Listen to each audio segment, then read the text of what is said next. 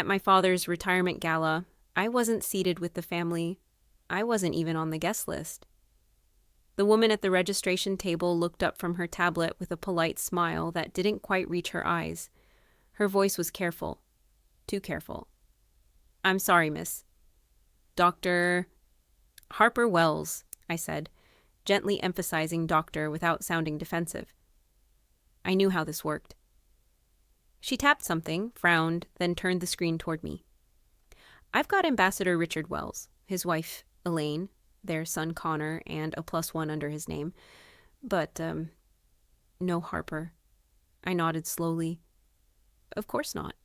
She blinked, confused by my lack of protest. "It's fine," I said calmly. "I'll sit wherever there's room." Before she could respond, a familiar voice rang out behind me. "Oh, Harper?" my father called across the foyer in that performative baritone of his. "Don't worry about it. She's not with the family table anyway." I turned my head slightly. He stood in full diplomatic tuxedo glory, black bow tie, polished shoes, a bourbon in hand, surrounded by a semicircle of his colleagues, aides, and, of course, my brother Connor. "She's why this family is embarrassing," he added with a smirk, loud enough to earn a ripple of forced laughter from the group. I didn't move. I didn't blink. I didn't let the smile on my face falter, though I could feel the heat creeping up my neck. My mother, elegant in navy chiffon, was adjusting her pearl bracelet and avoiding eye contact. She knew. She always knew. But she never said a word. Connor gave a lazy chuckle. His fiancée, draped in couture and artifice, leaned closer to whisper something that made him laugh even harder. I stood there for a moment longer, the marble floor beneath me colder than it should have been, the chandelier above casting flickering patterns on the polished walls like the room itself couldn't decide what to reflect. "Are you sure you're okay?" the woman at the desk asked gently.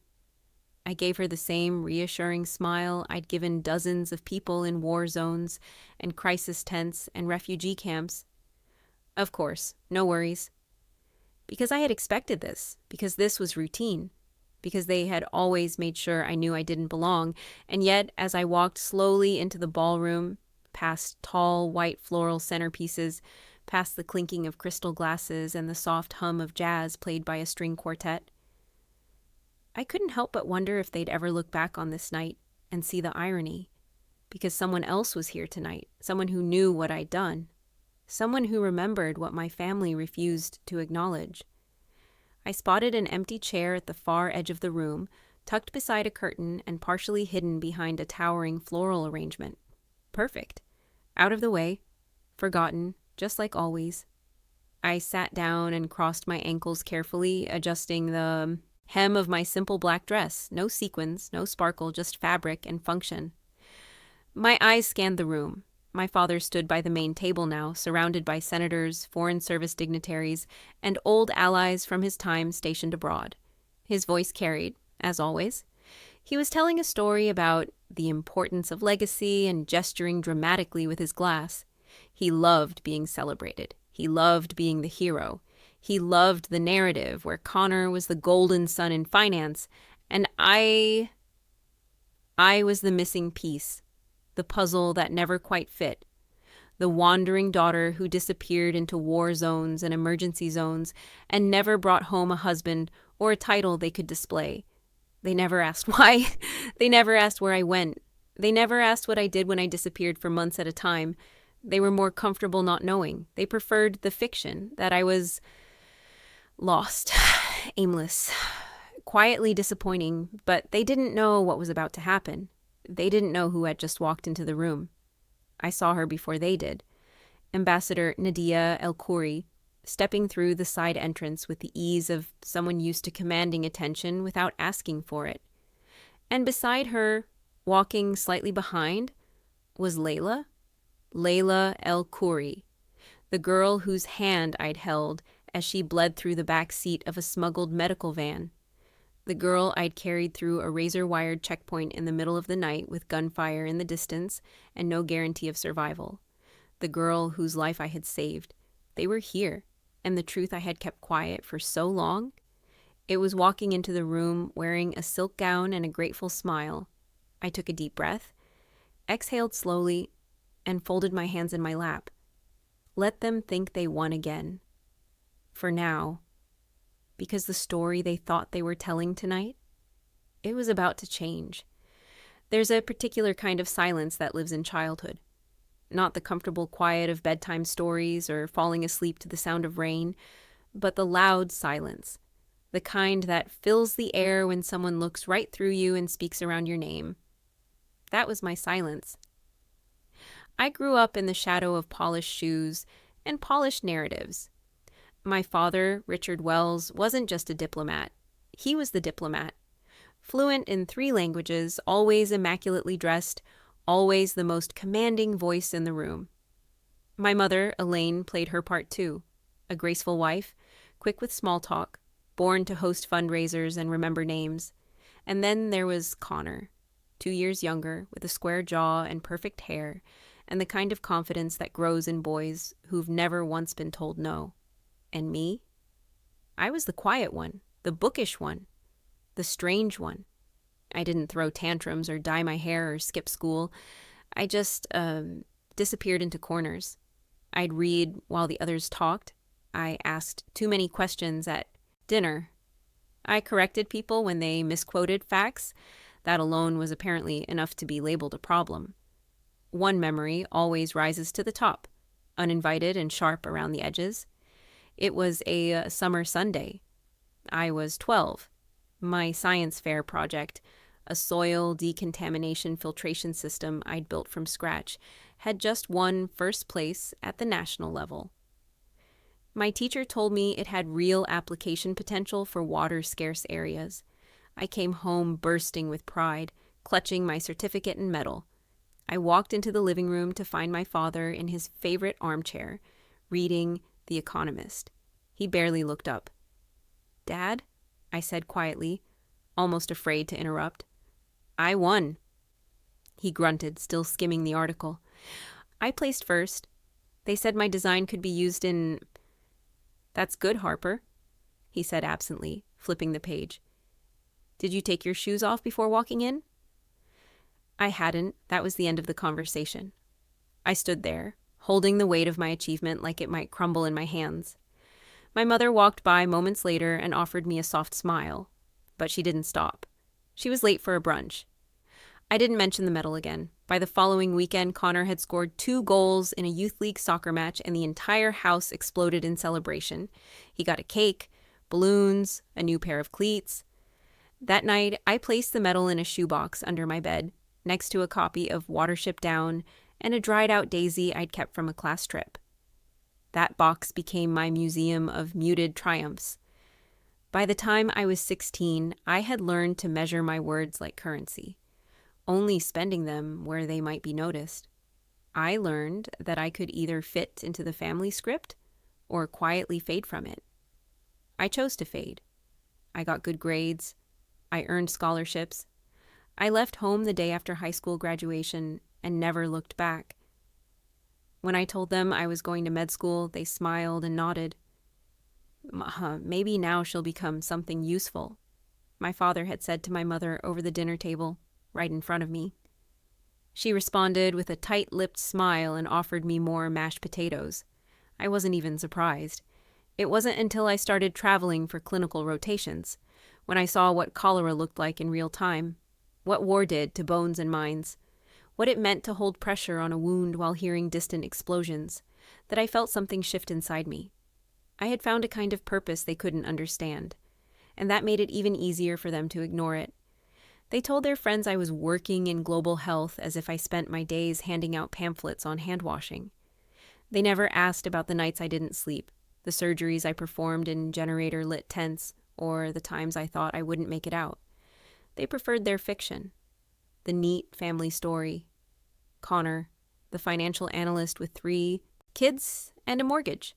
Harper, the black sheep who never settled down. The last time I was invited to a formal family function, before tonight, was 3 years ago. Connor's engagement party. It was at a country club near Chesapeake Bay. Everyone wore pastels. There was a string quartet playing Coldplay like it was Mozart.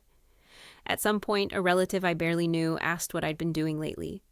Before I could answer, my father cut in with a dry chuckle and said, "She's working on her PhD in something global, saving villages one spreadsheet at a time."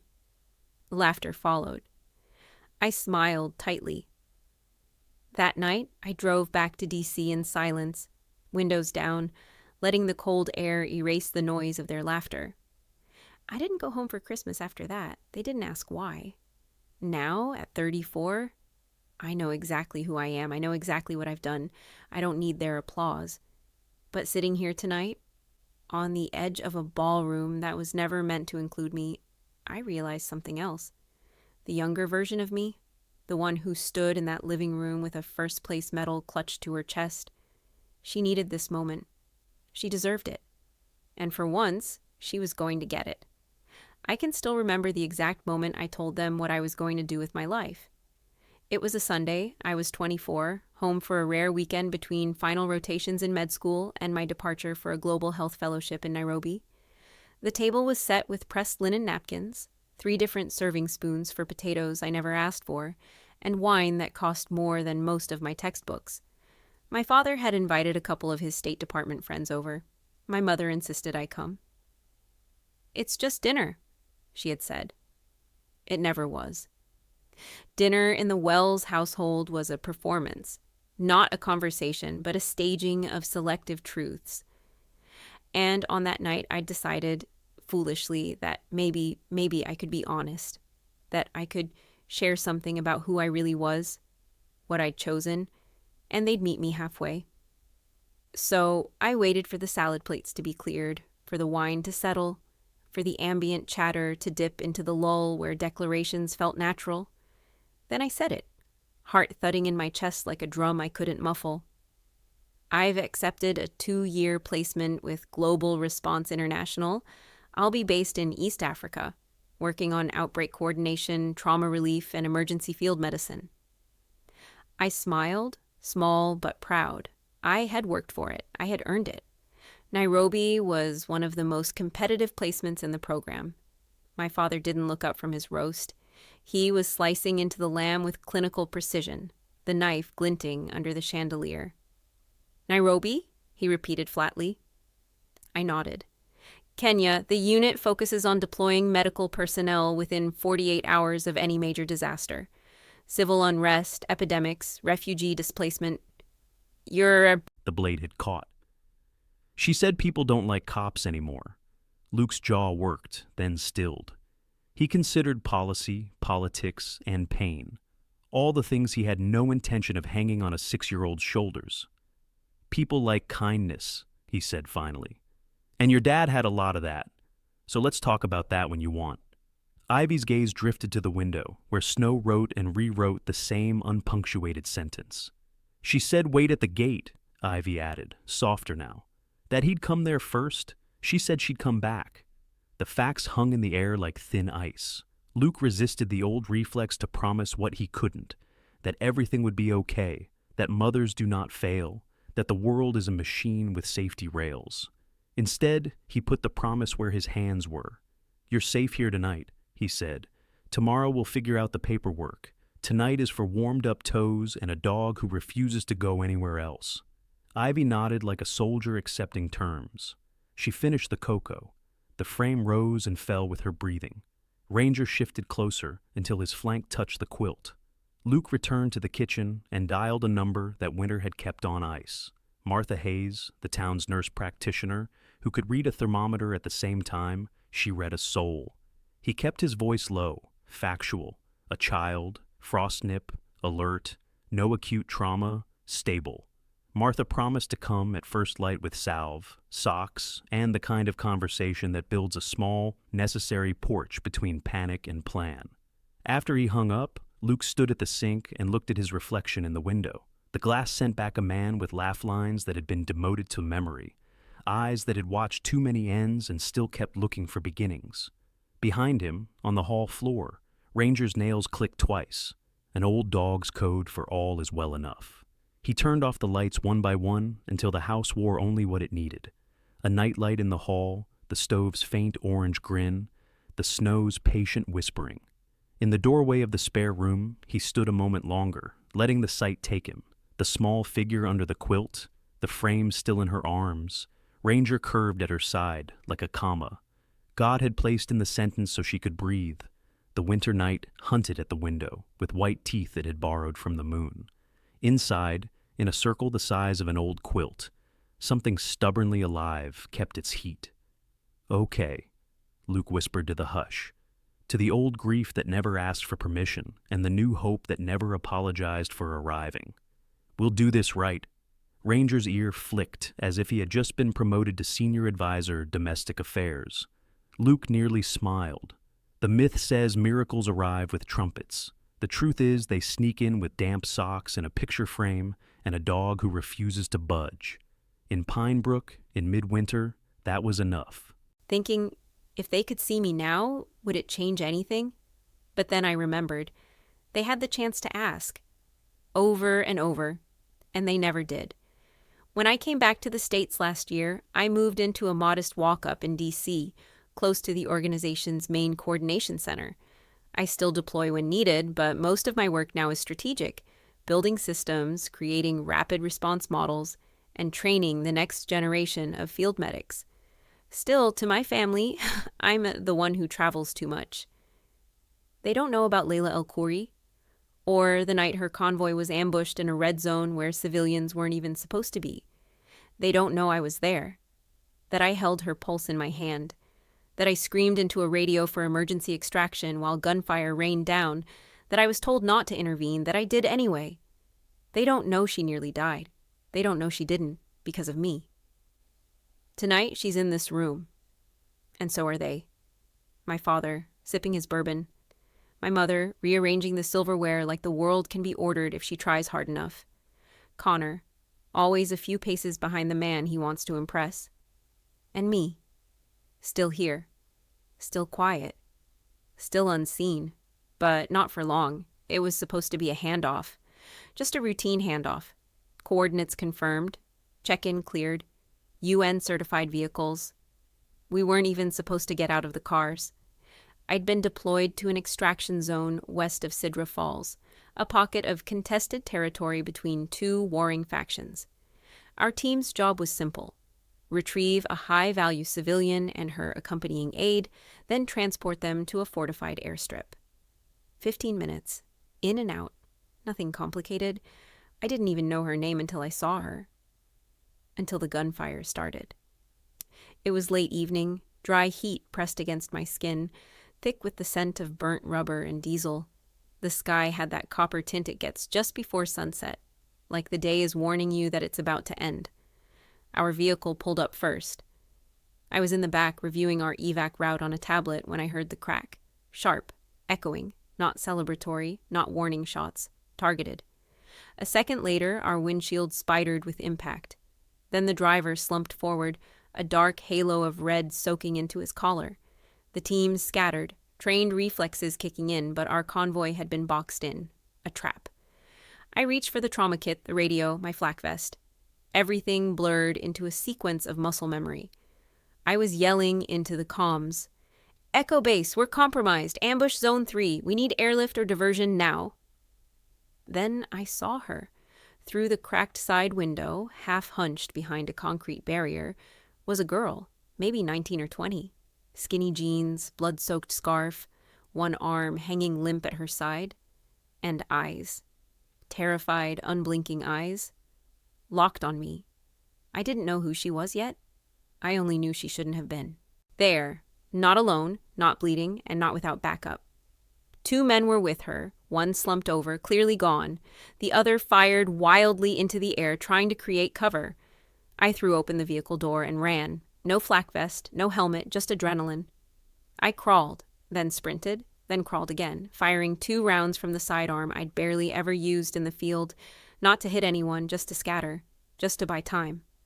I reached her just as the man with her collapsed. Shrapnel. Too much blood. "You're okay," I lied, crouching beside her. "You're okay, I've got you." Her voice was small. "My leg. I can't—" I checked. Clean entry, no exit. Femoral artery spared, but barely. She was seconds from shock. I tore open my trauma pack and clamped it. Wrapped it tight. pressed my hand down hard enough to make her scream. "That's good," I said, panting. "Pain means you're still here." I got her name from the dog tag clipped to her backpack. Layla El-Khoury. I recognized the surname immediately. Her mother was one of the most respected ambassadors in the Middle East. If this girl died here, this wasn't just a tragedy. It was an international incident. And we were already on the wrong side of the border. The radio crackled. "Evac denied. Hot zone. Repeat. Air denied. You're on your own." I looked down at her. Sweat slicked her hair to her forehead. Her lips were turning pale. I could have waited, could have secured a perimeter, followed protocol. Instead, I hooked my arms beneath her and lifted. She wasn't heavy. She was shaking, trying not to cry. "Where's your team?" I asked between gasps as I ran. "Gone," she whispered. We moved through debris, over fences, around burning tires. My knees scraped raw. My shoulders screamed from the weight. Every 20 feet, I stopped to check her pulse. At one point, she passed out. I didn't have time to panic. We made it to a back road where one of our drivers had managed to push through a barricade. I climbed into the back of the armored vehicle, laid her across my lap, and shouted for saline and morphine. Her pulse was thready, but present. We crossed the extraction threshold 43 minutes after the first shot was fired. She didn't wake up until the next morning. I was still in the mobile unit beside her, hand-cranked monitor ticking beside the cot. When she opened her eyes, I smiled. "You made it," I said softly. She blinked. "You carried me?" I nodded. She reached up with her good hand and grabbed mine. 3 days later, her mother arrived at the medical center, eyes red, face drawn, voice steady, only because it had to be. She didn't say much, just looked at me, then pulled me into an embrace that lasted longer than protocol usually allowed. "She's my only child," she whispered. "Thank you." I didn't say anything back. Didn't know how. It was the first and only time I saw Ambassador El-Khoury until tonight. As I sat at the back of that ballroom, watching her glide across the floor in a navy gown, poised as ever, I felt a strange ache ripple through me. Not fear, not pride, just something unfinished. Then I saw Layla, trailing just a step behind. She looked nothing like the girl I'd carried. Her hair was long now, shiny and curled at the ends. Her arm, once bandaged and lifeless, was moving freely. She smiled as she walked. She was whole, alive. I watched her for a long moment, heart thudding like it had that night in Sidra. They didn't see me. Not yet, but they would. The jazz quartet faded into a slow rendition of something vaguely patriotic, all brass and strings and polished timing. That was the cue. From the stage at the center of the ballroom, a man in a white tuxedo tapped the microphone and smiled like he'd been waiting all evening to feel important. "Ladies and gentlemen," he announced, "please take your seats. The formal program will begin in just a few minutes."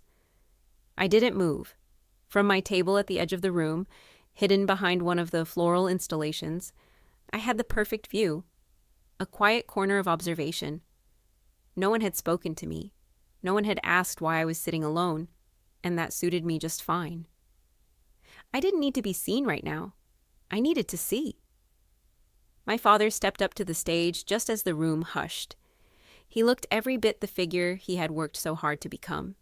Straight-backed, square-jawed, with the false humility of a man who believed his own press releases. Applause greeted him like an old friend. Behind him on the projection screen, a photo montage began to play. His years in service, shaking hands with ambassadors, touring earthquake zones with heads of state, accepting plaques and medals and commendations from organizations that had spelled my name wrong on holiday cards for years.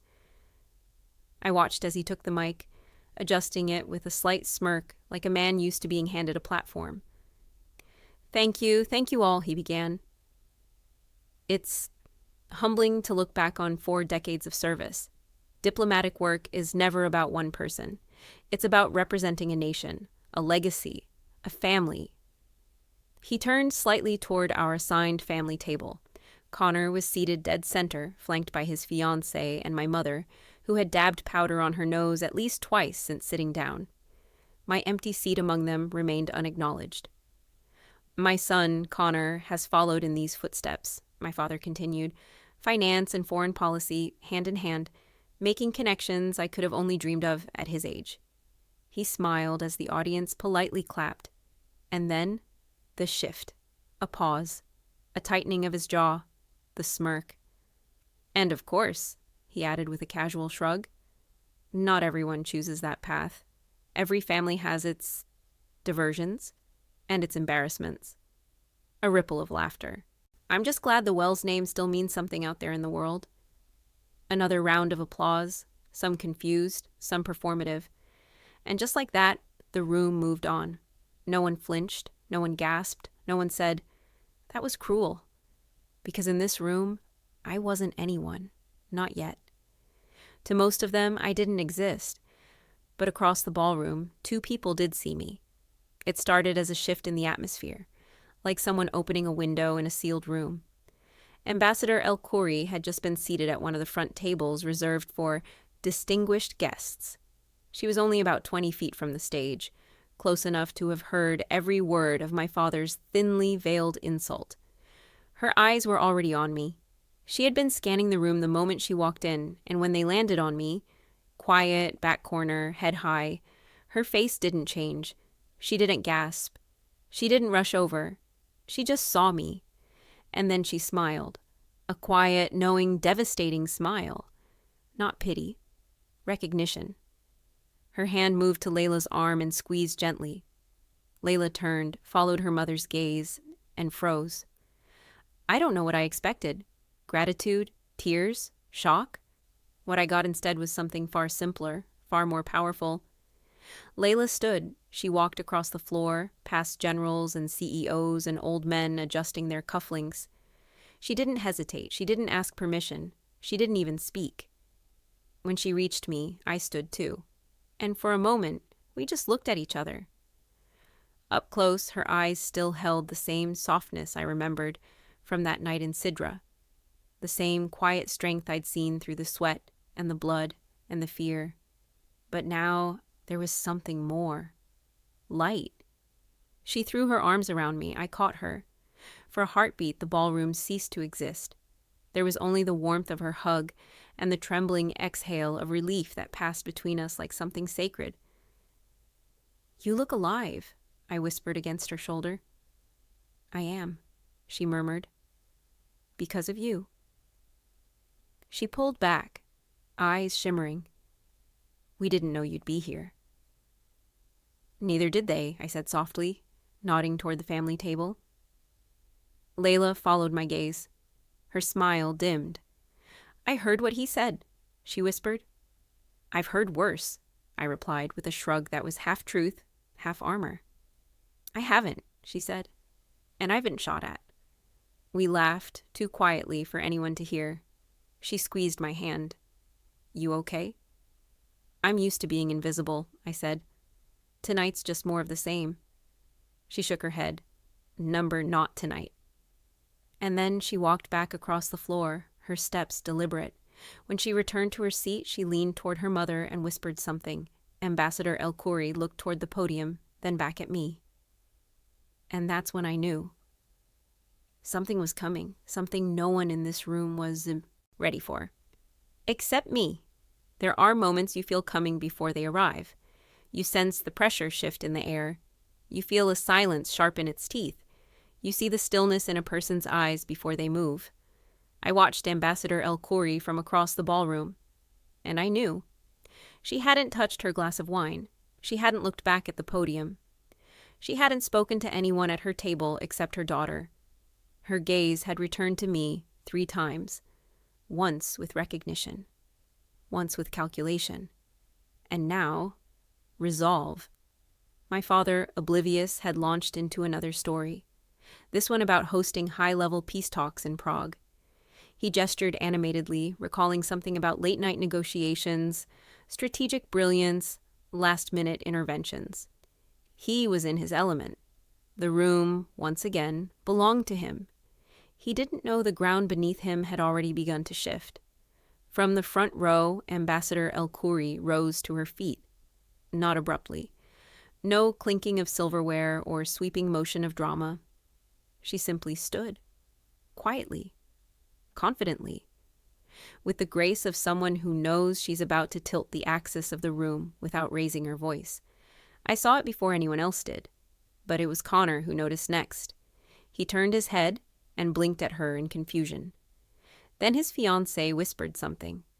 My mother leaned toward my father and tapped his wrist. His voice faltered.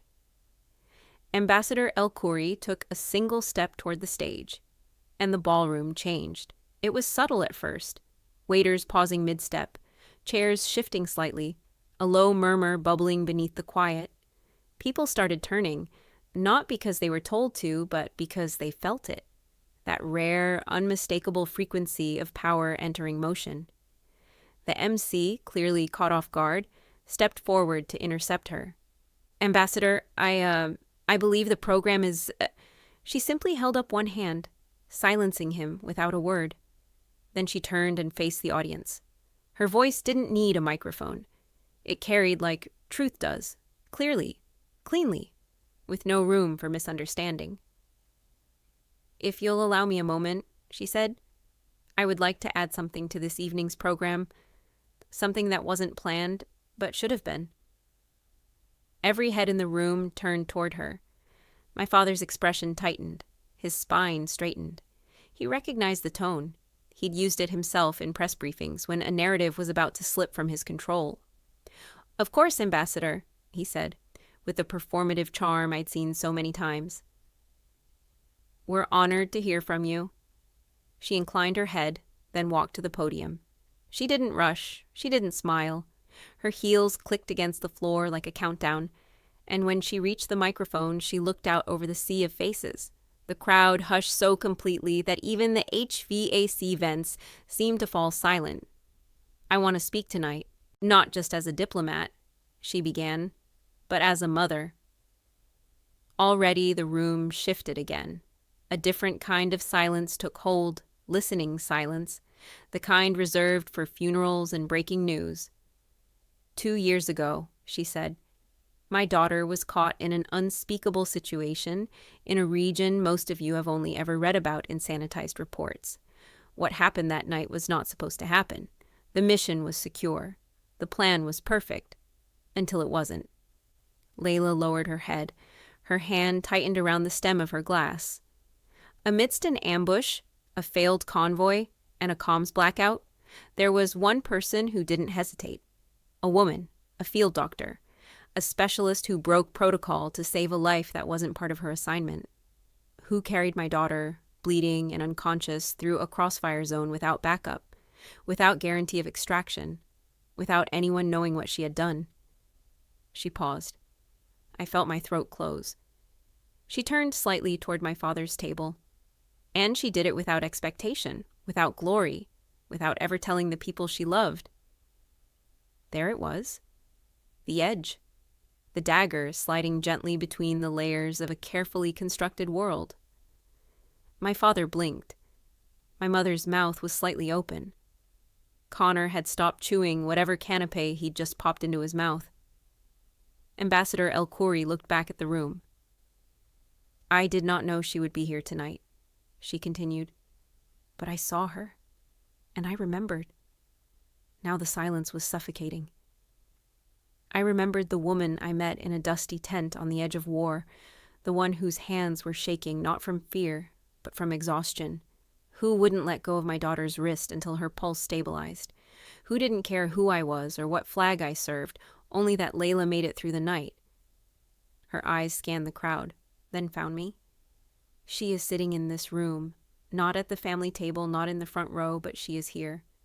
She stepped back from the podium, and I think it's time the room saw her. Then she said my name. Dr. Harper Wells. A long beat, then her voice, warmer now, stronger. Please stand. For a heartbeat, no one moved. My pulse pounded so hard I could hear it in my teeth. My hands were clenched under the table. My knees were locked. My vision narrowed. I could have stayed seated. I could have smiled it off. I could have waved politely and disappeared into the wallpaper, just like always. But I didn't. I rose, slowly, calmly, straight-backed. The room didn't erupt in applause, not yet. But it shifted. Heads turned, faces widened, some whispered, some stared. I didn't look at my father. I didn't need to. I already knew. For a few seconds, it was just me, standing alone in a room of seated power. The silence wasn't awkward. It was electric. A current, charging the air with something ancient and overdue. I didn't smile, didn't wave, didn't shrink. I simply stood. And then, slowly, one by one, uniformed shoulders straightened, postures corrected. People began to rise. A general from the Joint Chiefs of Staff, a senator whose face I recognized from televised hearings, the head of the Humanitarian Logistics Council. Then the applause began. Not wild, not over the top, just steady, controlled, earned. I could see confusion ripple through the crowd like heat off asphalt. People turning to one another, whispering, "Who is she? Did you know? Wells, as in Richard Wells?" I watched from where I stood, unmoving, as every guest, except 3, rose to their feet. My mother, my brother, my father, still seated, still frozen, like marble statues in a museum that had just been declared irrelevant. Their faces told 3 different stories. My mother, disbelief, followed by shame, followed by something quieter, a quiver in her lip. Connor, pale, unreadable, his ego scrambling for a foothold. But my father, his expression was something I'd never seen before. Not disappointment, not even anger, fear. For the first time in my life, he looked uncertain. Like the ground beneath his decades of control had begun to split, like he had just discovered a stranger sitting inside the body of his daughter. From the stage, Ambassador El Khoury stepped forward again. "She won't tell you this herself," she said into the mic, "because people like her rarely do. But allow me to finish what I started." She gestured toward me as I stood. "The woman before you has coordinated evacuation protocols in 6 countries. She's delivered premature babies in disaster zones with no power. She's built field hospitals out of shipping containers. And 2 years ago, she saved my daughter's life in a hostile zone when extraction was denied. She physically carried her, 3 miles to a secured point without backup air support or even a guarantee she'd make it herself." The room stilled again. "She didn't do it for headlines. She didn't do it for medals. She did it because someone needed help. And she ran toward the danger." She paused, eyes scanning the faces before her. That's what courage looks like. That's what legacy looks like. And if there's any embarrassment in this room tonight, it's that a woman like her has ever had to sit in the shadows. The words didn't just land. They detonated. I felt them tear through the carefully cultivated social hierarchy like a slow-burning fuse. Felt the tablecloth pulled off the illusion my father had tried to maintain all his life. That his version of the family was the only version. And now, everyone saw what had been hidden. The ambassador stepped back. I remained standing. And this time, when the applause came, it roared. It rolled through the ballroom in waves, sincere and sustained. Not the polite clapping of obligation. Not the performative appreciation of a gala. But something more primal. Respect, recognition. And from people who'd spent their lives in rooms where power had a very specific look and sound and last name, this was not nothing. It was everything. I sat back down slowly. My knees didn't shake, my hands didn't tremble, but inside I felt something crack open, not a wound, a weight, a quiet, unrelenting ache I'd carried for so long, I forgot it had mass. And now, finally, it was beginning to lift. My eyes didn't wander to my family, not yet. I didn't need their reactions to validate the moment, because this moment, this one was mine. And for the first time, I didn't want their approval. I wanted their discomfort. I felt my phone buzz in my purse. One vibration, then another. No doubt the family group thread was ablaze. My mother texting frantic half-apologies. Connor trying to rationalize what he had just seen. And my father, probably typing, deleting, retyping, and eventually settling for silence. But I didn't reach for it. I didn't even glance down. Instead, I lifted my water glass and took a slow, steady sip. And when I finally let my eyes drift to the family table, all three of them were staring at me. No masks, no performance, just raw, naked confusion. Connor was the first to look away. My mother's hand was over her mouth, and my father, still locked in place, as if he hadn't yet figured out what to say when the narrative had been rewritten without his permission. Good. Let him sit with it. From the stage, the MC cleared his throat and announced the next speaker. But no one really listened. The room had changed. The air had shifted. And the rest of the night, no matter how carefully choreographed, would orbit around the black hole of truth that had just been revealed. I felt Layla's eyes on me from across the room. She smiled and mouthed two simple words, "Thank you." And in that moment, I realized this wasn't revenge. This wasn't justice. This was something rarer. This was clarity.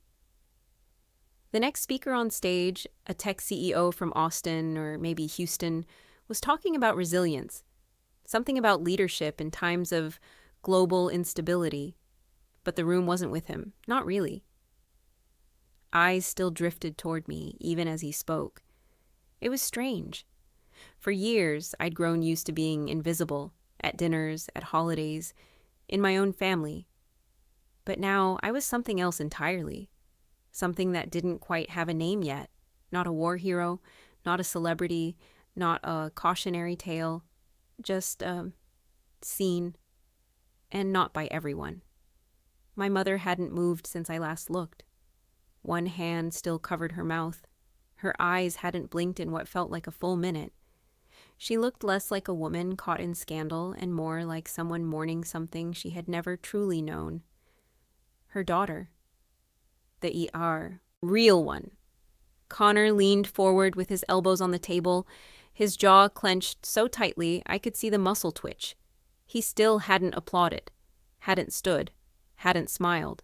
The kind of silence that speaks not out of confusion, but pride wounded too deeply to recover. And my father?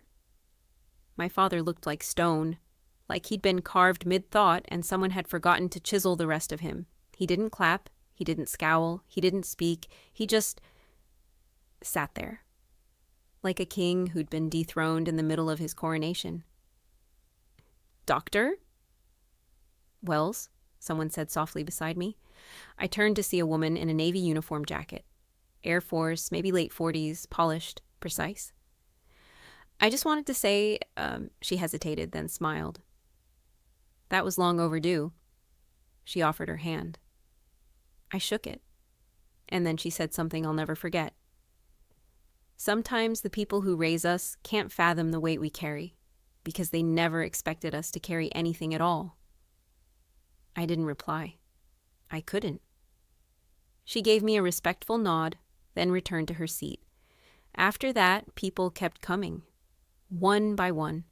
A diplomat from South Africa, a nurse who had once served with Doctors Without Borders, a logistics officer from NATO who recognized my name from a case study.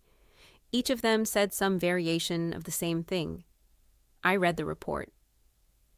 "Your name was in our training. We've used your field hospital design. You saved more than one life that night." It was surreal. The things I'd done, not for applause, not for photos, but because they needed to be done, had lived on in documents, lectures, and briefings around the world, but not around my own dinner table, not in my father's speeches, not in my brother's LinkedIn endorsements, not in my mother's scrapbook of family accomplishments. I caught her eyes again. My mother's. She was blinking now, rapidly, as if trying to stop herself from crying, and then, like she couldn't hold it in anymore. She stood. Not for me, not yet. She didn't come over, she just rose to her feet and walked out of the ballroom, quietly, quickly, head down. Connor didn't follow. He just stared straight ahead, jaw clenched, pretending the glass in his hand held the answer. And still, my father sat frozen. I waited. I gave him time. Surely he would say something, a quiet nod, a forced smile, even a whisper, anything. But he didn't. Not until the next speaker was called. Not until people began to return to their dinners, to their conversations, to their routines. Only then did he rise from his chair, straighten his tie, and step onto the stage again. He didn't look at me, didn't acknowledge the ambassador, didn't mention my name.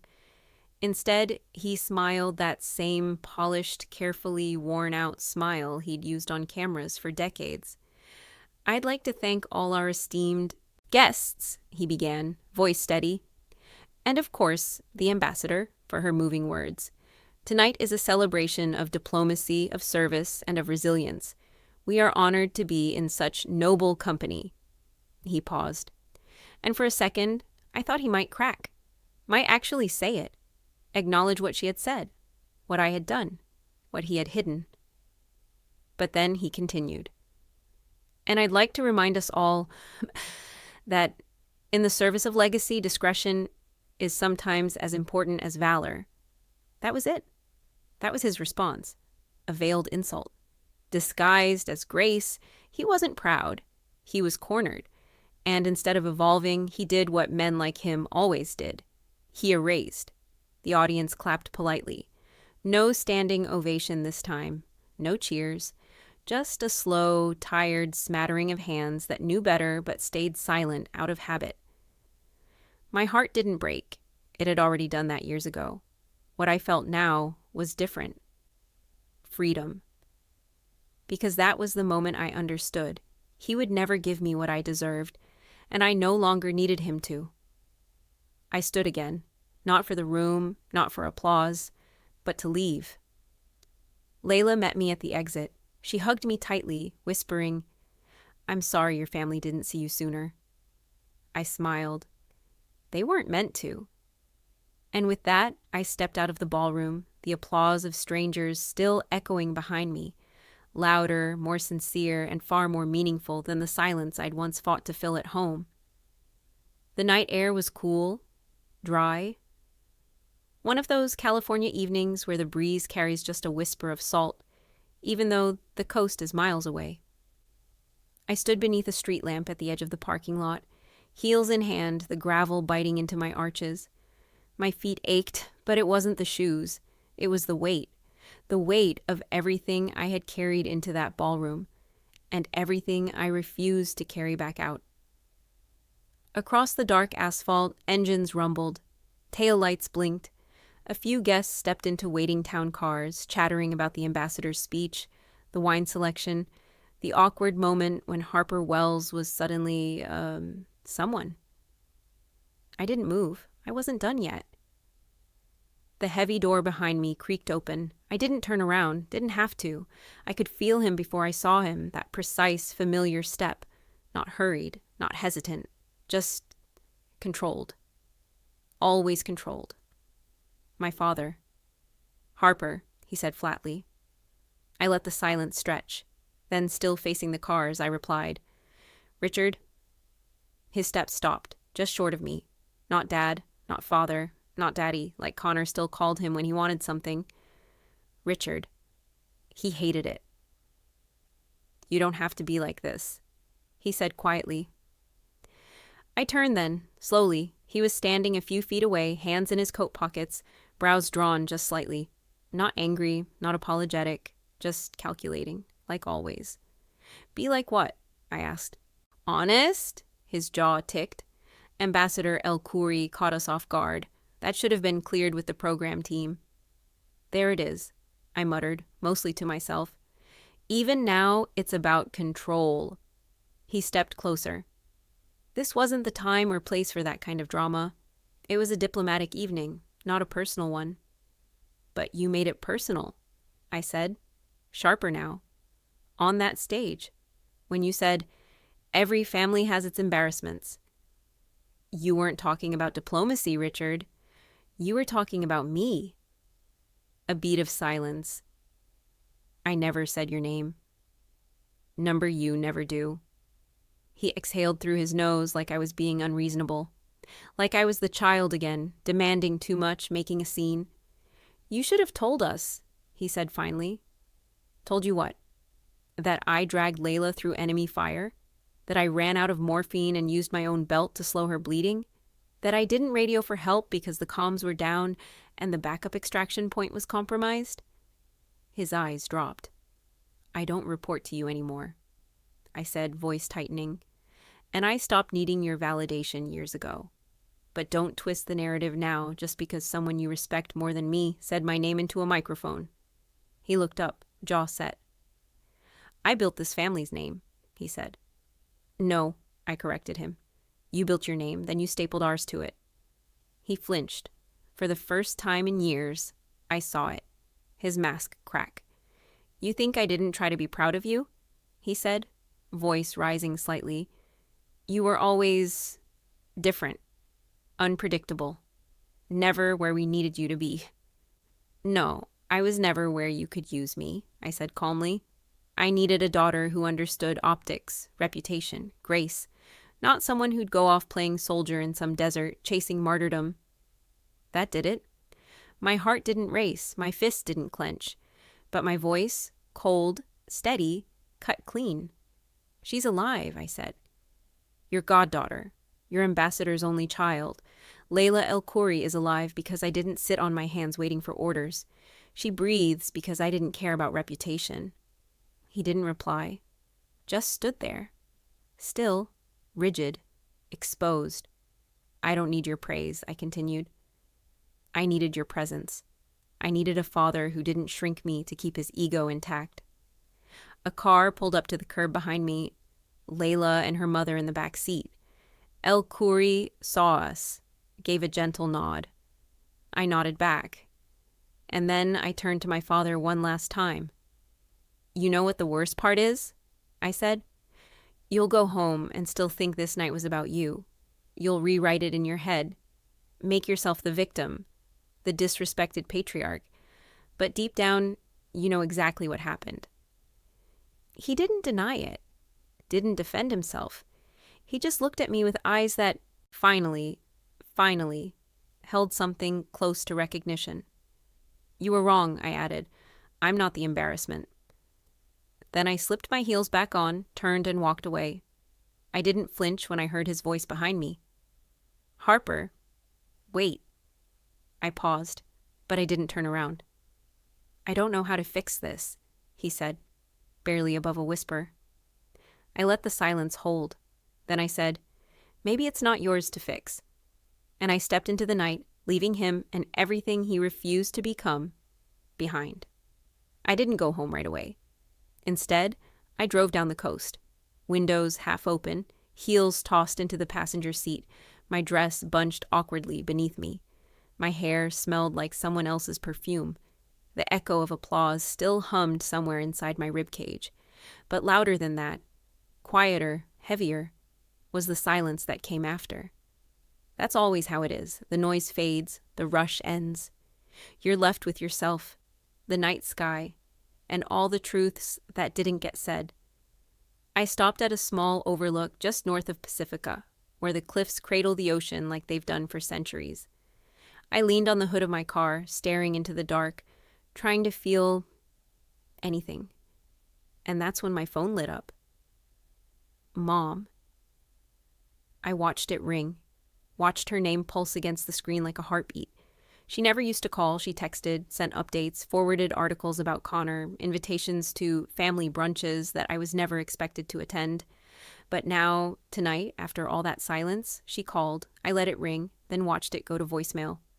Not a minute later, another came through, voicemail 0017.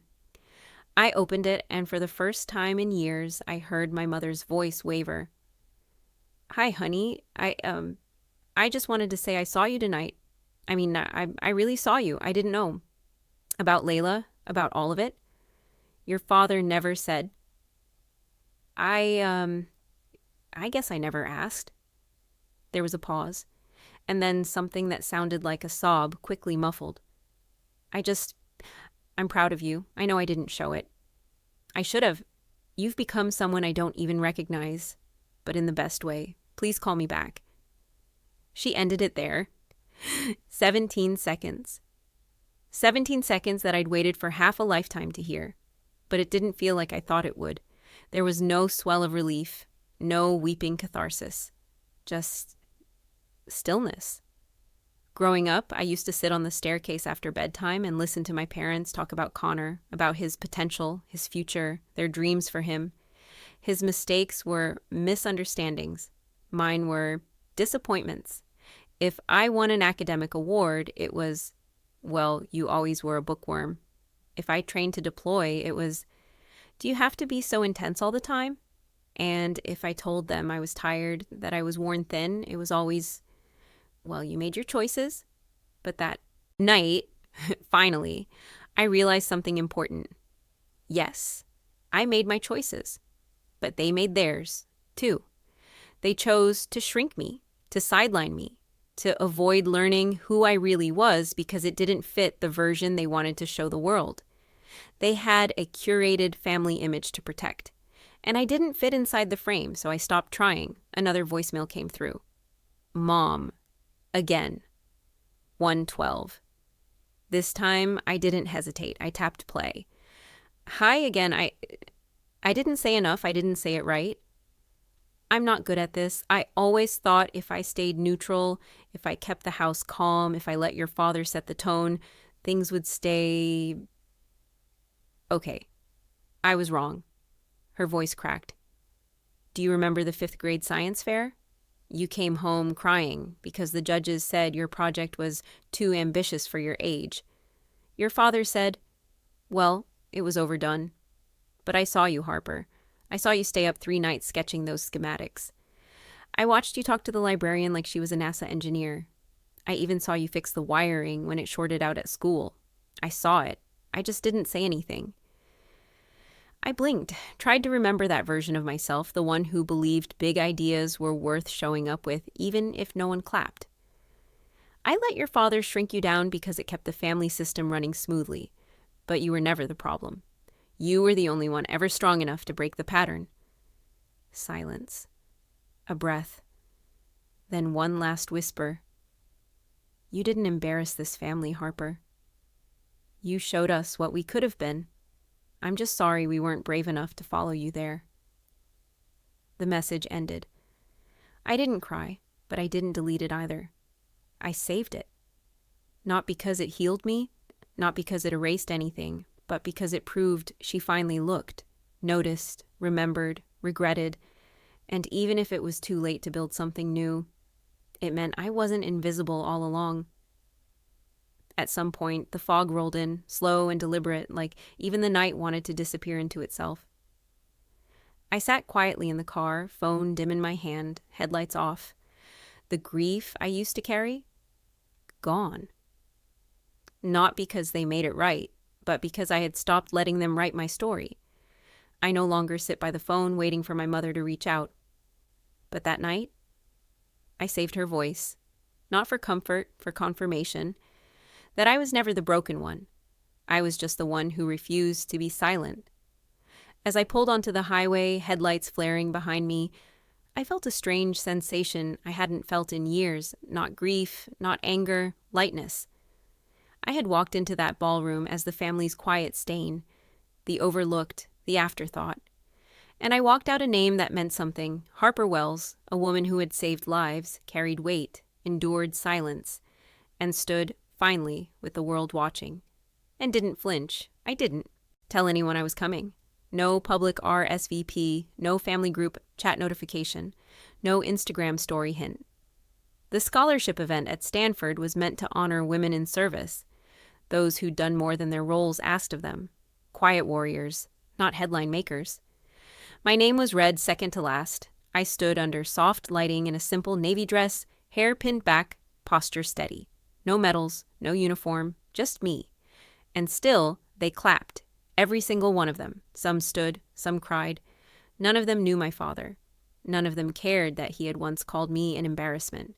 They only knew what I had done, who I had become, who I always was when no one was looking. After the ceremony, a young girl approached me. 15, maybe 16. Shy. Hair tucked behind her ears. She hesitated at the edge of the aisle until I smiled. "You're Harper Wells," she said, like she'd been practicing it. "I am," I replied. "I want to be like you." I swallowed something that tasted like salt and sun. "Then be better," I told her. "Be kinder to yourself than I ever was." That night, I sat in my apartment with the windows open, the award beside a plant that had survived 2 moves and 3 near deaths. I made tea, wrote a note to Layla's mother, thanking her again for speaking up, and then I did something I never thought I would. I wrote my father a letter. Not out of longing, not for forgiveness, but for release. "Dad, I heard what you said at the gala. I also heard what you didn't say. For most of my life, I thought I needed your approval to breathe, to stand, to know who I was.